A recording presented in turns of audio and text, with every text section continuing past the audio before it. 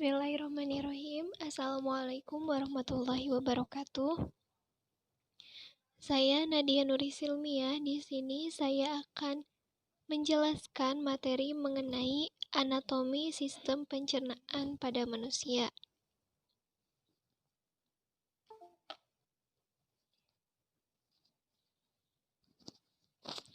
Untuk sebelumnya, saya tidak akan membahas terlalu detail mengenai macam-macam organnya, lebih kepada fungsi dan letak-letak pencernaan karbohidrat, protein, dan yang lainnya. Untuk sebelumnya, diingatkan kembali mengenai sistem pencernaan. Apa itu sistem pencernaan? Sistem pencernaan manusia merupakan proses perubahan atau pemecahan zat makanan dari molekul kompleks menjadi molekul yang lebih sederhana dengan menggunakan enzim dan organ-organ pencernaan. Pada sistem pencernaan terdapat 3 proses pencernaan, yaitu secara mekanis, secara kimiawi atau enzimatis, dan secara biologis. Secara mekanis, pencernaan makanan yaitu dilakukan secara fisik dengan mengubah bentuk kasar menjadi bentuk yang halus. Contohnya seperti mengunyah, menggiling, mengaduk, menekan, maupun melumatkan. Itu merupakan contoh dari proses pencernaan secara mekanis. Untuk yang kedua, yaitu proses pencernaan secara kimiawi atau dengan bantuan enzim. Sudah jelas di namanya juga bahwa pencernaan secara kimiawi itu merupakan pengubahan zat makanan dengan menggunakan bantuan enzim pencernaan. Misalnya dengan menggunakan enzim amilase dan lain sebagainya. Yang ketiga, yaitu pencernaan secara biologis. Merupakan pencernaan yang memanfaatkan kerjasama yang menguntungkan dengan mikroba. Jadi secara biologis ini merupakan kerjasama sistem pencernaan dengan mikroba. Kan dalam tubuh kita banyak sekali mikroba. Jadi di sana termasuk ke dalam salah satu contoh pencernaan secara biologis. Organ yang terlibat pada sistem pencernaan beserta fungsinya. Pada sistem pencernaan ini tersusun atas beberapa organ, di antaranya mulut, faring, kerongkongan, lambung, usus halus, kelenjar pankreas, hati, usus besar, dan anus. Yang pertama, mulut. Pada mulut terjadi pencernaan secara mekanik dan kimiawi di dalam mulut. Pada bagian dalam mulut terdapat gigi, lidah, dan kelenjar ludah.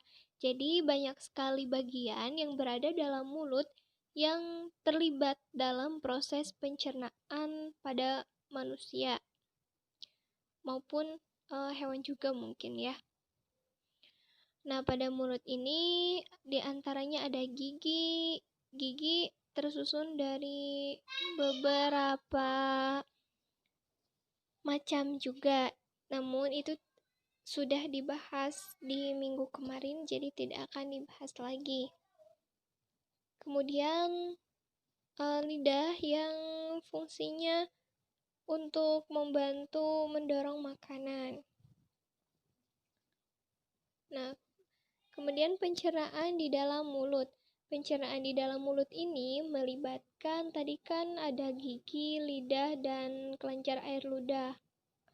Nah, kelenjar air ludah ini disebut juga saliva. Jadi gigi yang membantu mengunyah atau mengoyak-ngoyak makanan, lidah yang membantu mendorongnya, dan yang terakhir ada kelenjar saliva juga. Nanti fungsinya akan disebutkan di slide berikutnya. Nah, saliva ini merupakan sekret dari kelenjar-kelenjar di mulut. Di antaranya yaitu kelenjar submaxillaris, kelenjar liur sublingualis, kelenjar liur parotis, kelenjar liur bukalis.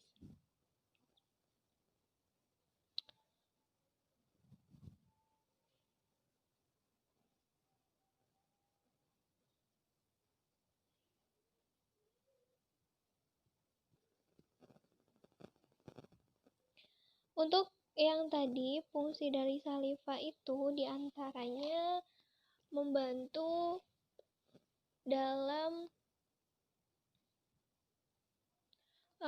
membasahi makanan.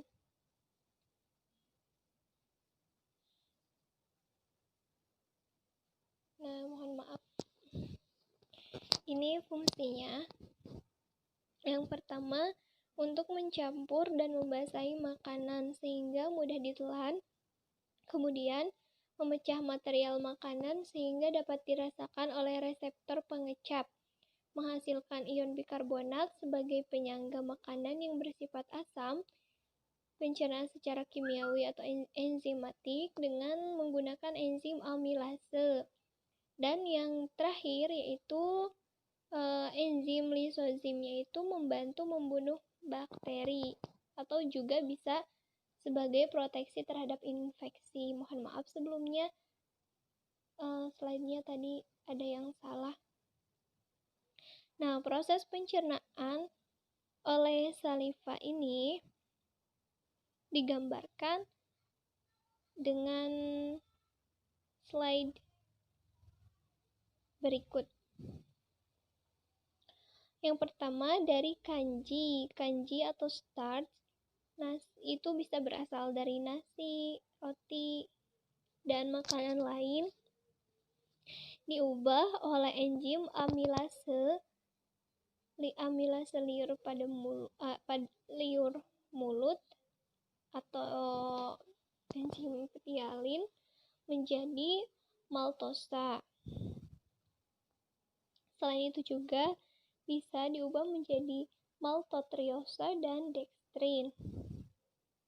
Kemudian amilum yang ditambah, amilum itu kanji juga, yang ditambahkan dengan H2O atau air akan diubah oleh enzim amilase ini menjadi maltosa atau disakarida. Jadi yang tadinya susunannya itu kompleks bisa diubah menjadi lebih sederhana. Kemudian maltosa dengan H2O akan diubah oleh enzim maltase menjadi glukosa yang merupakan struktur yang paling sederhana atau senyawa yang paling sederhana yang merupakan monosakarida. Amilase liur mulut ini menghidrolisis ikatan 1,4 glikosida dan tidak akan aktif pada pH kurang dari 4. Tadi yang kedua itu faring, organ selanjutnya pada sistem pencernaan manusia yaitu faring. Faring merupakan organ penghubung antara rongga mulut dengan kerongkongan atau esofagus. Makanan yang telah dicerna akan masuk ke kerongkongan melalui proses deglutisi melewati faring. Jadi di sini gambarnya setelah mulut, yang paling atas itu mulut, kemudian ada faring dan kerongkongan. Di sebelah kerongkongan itu ada tenggorokan. Jadi kerongkongan itu tempat masuknya makanan, sedangkan tenggorokan itu merupakan tempat masuknya udara atau pada sistem pernafasan.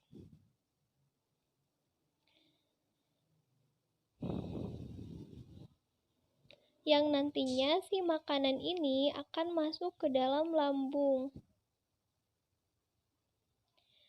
Kemudian yang ketiga, anggota yang ketiga atau organ yang ketiga pada sistem pencernaan yaitu kerongkongan atau esofagus. Kerongkongan adalah tabung atau tub berotot pada vertebrata yang dilalui sewaktu makanan mengalir dari bagian mulut ke dalam lambung atau ventriculus dengan panjang sekitar 20-25 cm. Jadi kerongkongan ini tadi kan digambarkan ya, dia terletak setelah faring. Baru kerongkongan, panjangnya 20-23 cm.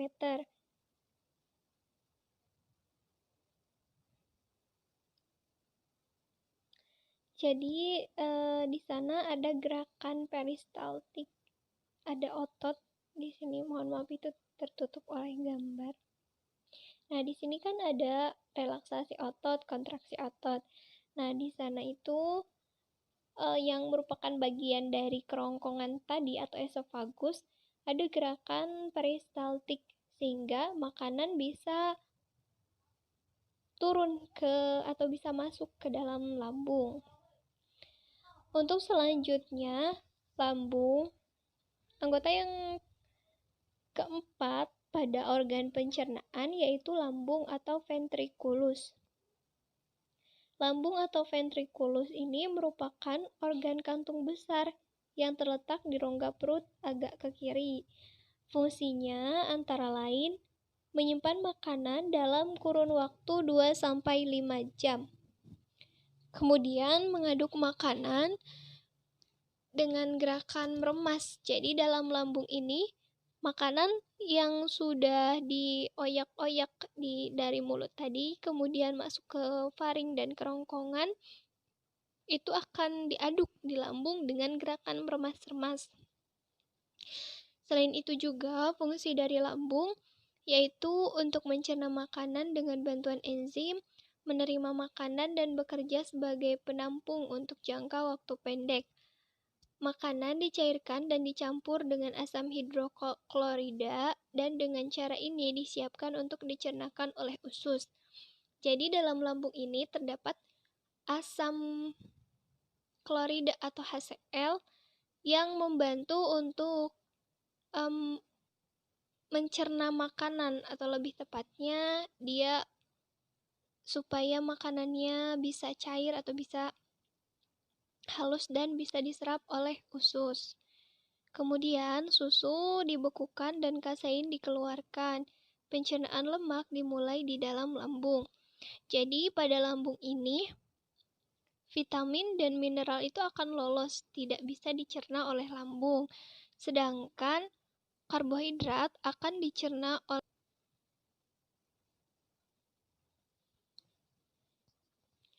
dan pencernaan lemak juga dimulai di dalam lambung.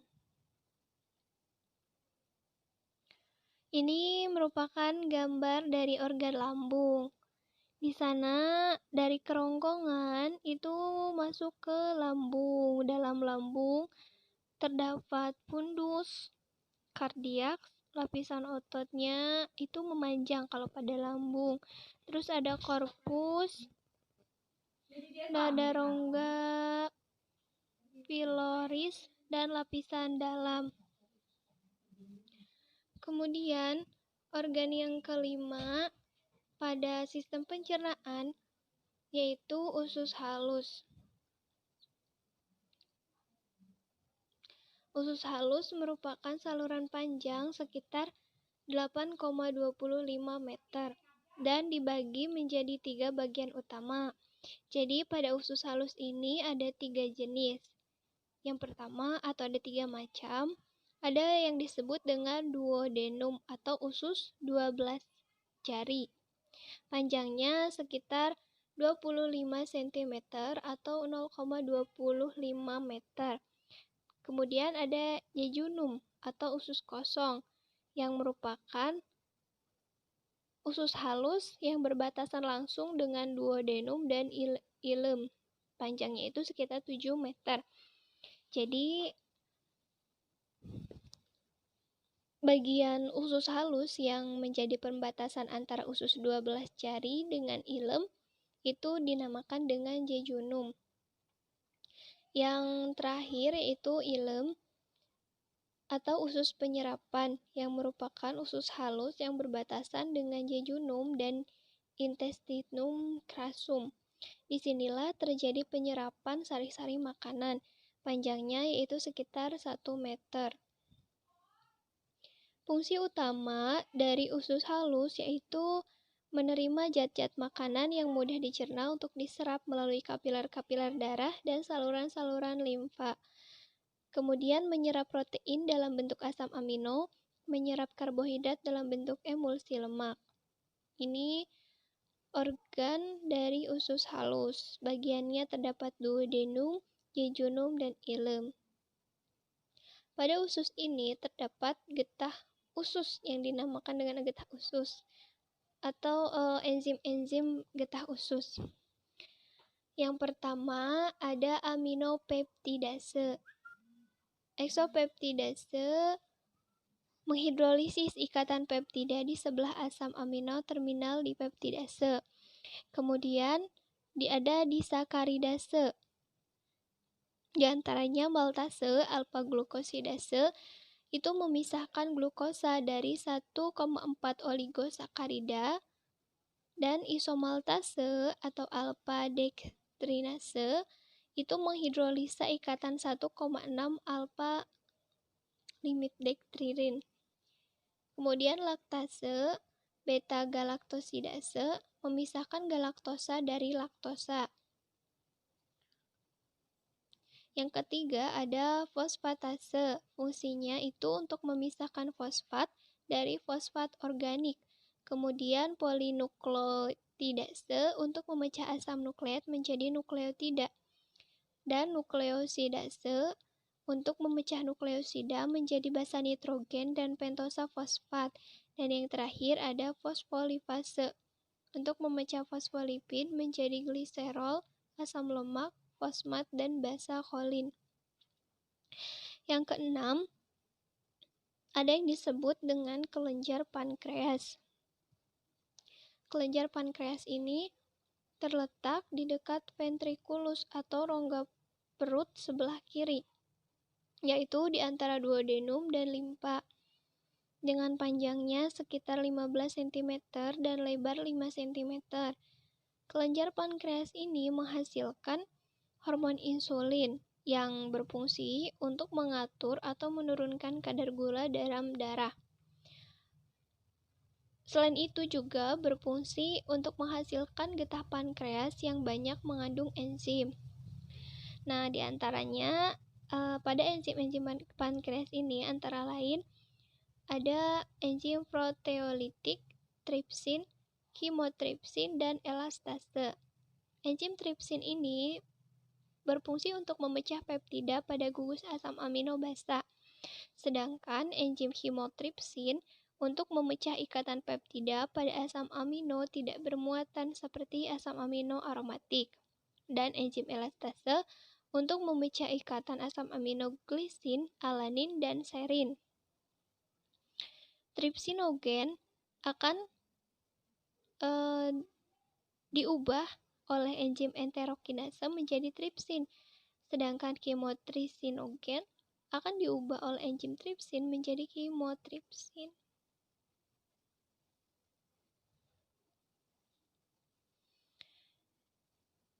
Enzim-enzim pankreas yang lainnya antara lain itu ada karboksipeptidase yang berfungsi untuk memecah ikatan terminal karboksipeptida sehingga membebaskan asam amino tunggal. Selain itu juga ada amilolitik enzim yang memecah ikatan 1,4 glikosida. Ada lipolitik enzim yang akan mengubah trigliserida menggunakan enzim lipase menjadi monogliserida dan asam lemak. Yang terakhir itu ada kolesterol-esterase. Organ yang ketujuh dalam sistem pencernaan yaitu hati atau hepar. Hepar merupakan kelenjar pencernaan yang terbesar dalam tubuh dengan berat sekitar 2 kg dan berwarna kemerahan. Terletak di dalam rongga perut sebelah kanan di bawah skat rongga dada. Hepar ini menghasilkan cairan empedu yang ditampung dalam kantung empedu. Nah, ini gambarnya ya.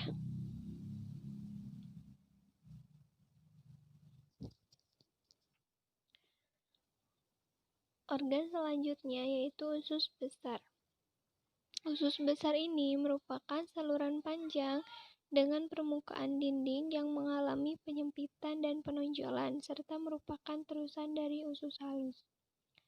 Panjang usus besar itu kurang lebih setengah meter dengan lebar 5-6 cm. Bagian-bagiannya yaitu ada caecum atau cecum, usus buntu, dan kolon.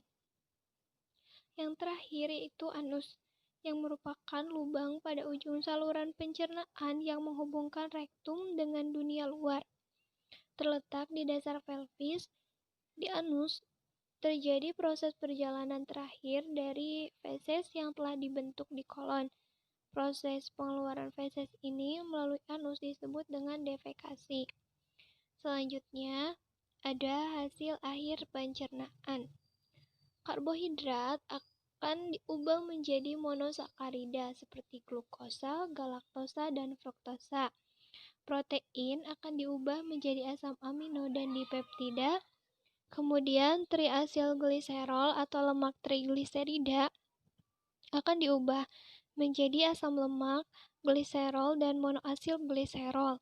Kemudian asam nukleat itu akan diubah menjadi nukleobasa, nukleosida, dan pentosa.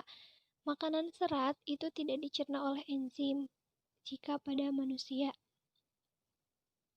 Berikut tabel yang menggambarkan hasil akhir pencernaan yang meliputi protein peptida, sumber sekresi dan rangsang sekresi, enzim, metode pengaktifan dan kondisi optimum pengaktifan, substrat, dan hasil akhir atau fungsi. Yang pertama, kelenjar liur. Kelenjar liur ini mensekresi saliva sebagai respon refleks terhadap adanya makanan dalam rongga mulut. Enzim yang digunakan yaitu enzim amilase liur. Metode pengaktifan dan kondisi optimum pengaktifan, ion kloridanya itu penting pada pH 6,6 sampai 8,8.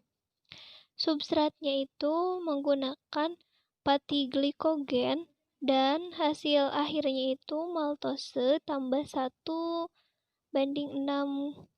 glukosida atau oligosakarida ditambah dengan maltotriosa. Kemudian yang kedua ada kelenjar lingualis. Enzim yang digunakannya yaitu lipase lingualis. Metode pengaktifannya itu pada rentang pH 2,0 sampai 7,5, optimumnya pada pH 4,0 sampai 4,5. Substratnya itu pada ikatan ester primer rantai pendek pada SN3. Hasil akhir yang dihasilkannya yaitu asam lemak ditambah 1,2 diasil gliserol. Kemudian yang ketiga ada kelenjar lambung. Sel Schiff dan parietal mensekresi getah lambung sebagai tanggapan terhadap rangsang refleks dan kerja gastrin. Enzim yang digunakan yaitu pepsin A atau fundus dan pepsin B atau pylorus. Metode pengaktifannya, pepsinogen ini dikonversi menjadi pepsin aktif oleh HCl pada pH 1,0 sampai 2,0 dengan substrat protein dan dihasilkan peptida. Kemudian enzim renin, metode pengaktifannya itu dengan kalsium yang penting untuk aktivitas pH 4,0 dengan substrat kasein susu dan menghasilkan koagulasi ikan susu.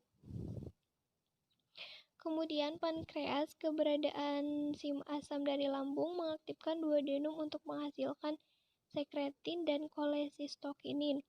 Enzim yang digunakannya antara lain tripsin, chymotrypsin, elatase, karbosipepsidase, amilase pankreatik. Metode pengaktifannya itu enzim tripsinogen dikonversi menjadi tripsin aktif oleh enterokinase usus halus pada pH 5,2 sampai 6,0 dengan substrat protein peptida dan dihasilkan polipeptida di peptida.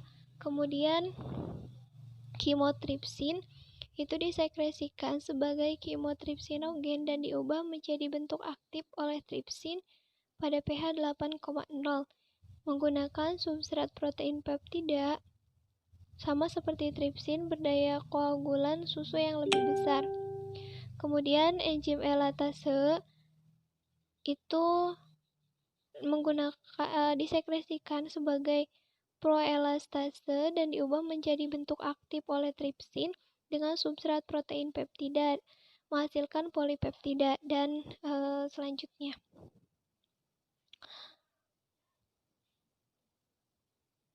Pada usus halus, sekresi kelenjar Brunner pada duodenum dan kelenjar liberculum. Enzim yang digunakan yaitu enzim aminopeptidase, dipeptidase, sukrase, maltase, laktase, trehalase, fosfatase, isomaltase, polinukleotidase, dan nukleosidase. Hasil akhirnya antara lain asam amino, fruktosa, glukosa, fosfat bebas, nukleotida, dan basa purin. Pencernaan karbohidrat. Pada mulut, starch atau kanji akan diubah menjadi maltosa atau maltotriosidase ekstrin oleh enzim amilase pada ludah mulut. Kemudian pada usus, kanji atau maltosa akan diubah menjadi glukosa oleh enzim isomaltase dan amilase pankreas. Kemudian sukrosa atau gula tebu diubah menjadi glukosa ditambah fruktosa oleh enzim sukrase, dan laktosa atau gula susu akan diubah menjadi glukosa dan galaktosa oleh enzim laktase. Gambar ini merupakan gambar pemecahan karbohidrat di dalam usus besar manusia. Jadi, karbohidrat memasuki usus besar berupa pati yang akan diubah menjadi heksosa. Heksosa ini diubah menjadi selulosa, hemiselulosa, kemudian menjadi pentosa. Pada lintasan pentosa ini diubah menjadi piruvat. Nah, keadaan ini merupakan metabolisasi oleh bakteri untuk pertumbuhan bakteri. Jadi di sana ada campur tangan bakteri. Kemudian yang tadi piruvat itu diubah menjadi hidrogen metana karbon dioksida dan asetat propionat butirat yang akan keluar ke feses, dan sebagian akan diabsorpsi oleh usus halus dan dimetabolisasikan pada hasil akhirnya. Selain itu juga akan keluar melalui udara pernapasan setelah absorpsi dan akan keluar ke feses. Jadi terbagi hasil akhirnya itu menjadi 3 bagian. Sekian presentasi mengenai anatomi sistem pencernaan pada manusia. Terima kasih. Mohon maaf atas segala kekurangan. Wassalamualaikum warahmatullahi wabarakatuh.